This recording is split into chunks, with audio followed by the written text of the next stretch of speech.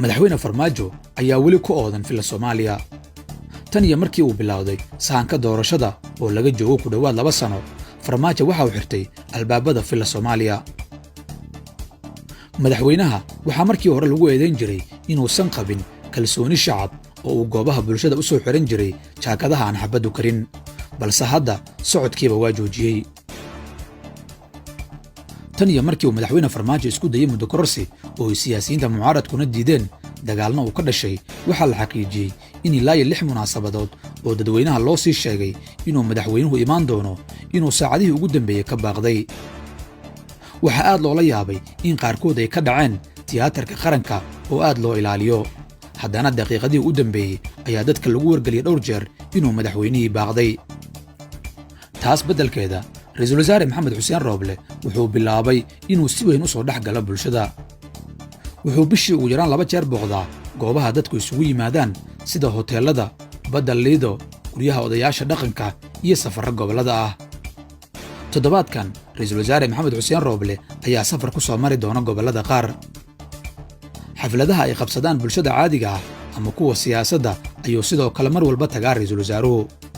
mucaaradka iyo muxaafidka ayuu sidoo kale si isku mid ah ula qaxweeyaa ra'iisul wasaaruhu furfurnaanta ka sokow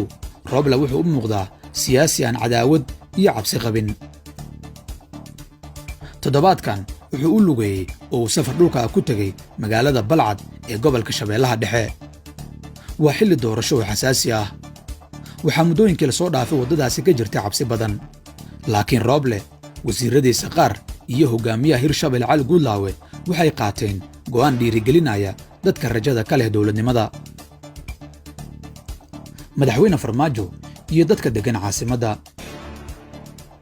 madaxweyne farmaajo 4 sano iyo dhowr bilood ka hor dadka caasimadda degan dabaaldegiisa iyo jaceylka ay u qabaan ayay guryo badan isaga dumiyeen hanti badan uga burburtay qaarkoodna u dhaawacmeen laakiin maanta 4 sano kadib ma jirto kalsooni uu farmaajo ku qabo inuu la kulmo ama dhex galo bulshadaasi si uu u dareensiyo inuu yahay hogaamiyuhoodii shalay soo booqan jiray farmaajo waxay si weyn isu hayaan mucaaradka ka soo jeeda magaalada muqdisho laakiin sida uu hadda u dhaqmaayo waxay u eg tahay inay dadka magaalada oo dhan ishayaan maadaama uu albaabadii ka xirtay shacabkii oo dhan ayay leeyihiin dadka la yaaban gambashada madaxweynaha muddadu ka dhammaatay maxamed cabdulaahi farmaajo wuxuu doonayaa inuu dib ugu soo laabto xafiiska laakiin dad badan ayaa isweydiinaya sida uu farmaajo rabo inuu u xukumo ummadu naftiisa kala baqay sida diiwaanka laga heli karo waa adag tahay inuu dal burbursan samata bixiyo hogaamiye aan dhiiranayn oo aan u bareeri karin halis walba si uu dadkiisa u beddelo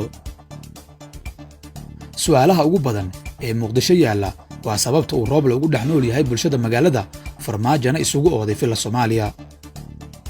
haddii uusan madaxweynuhu iska tuurin heeryada cabsida oo uusan dadkiisa ku soo dhex noqon waxaa la isweydiinayaa sida uu rabo inuu u ololeeyo kal doorasheedkan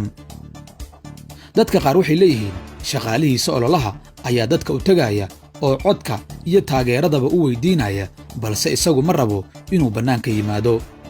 su'aashiisa waxay tahay ma shaqaalihiisa ololaha ayaa la dooranayaa oo beri dadka xukumi doona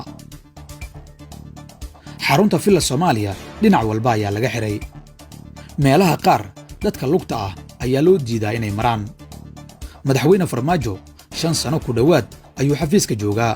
halka uu ku hoyday xitaa kalsooni amni waa ka dhalin waayey wuxuuna awoodi la'yahay inuu bulshada dhex yimaado oo uu la qaybsado duruufaha jira haddana sidaas oo ay tahay farmaajo mar kale waxa uu rajaynayaa inuu madaxweyne ka noqdo dalka weydiinta ugu weyn ee shacabku waa waxa isbeddeli kara 4 sano oo kale haddii uu madaxweynihii maanta culays amni ama cara midii ay tahayba ka soo bixi la'yahay xafiiskiisa filla Soomaaliya maxay kula tahay adiga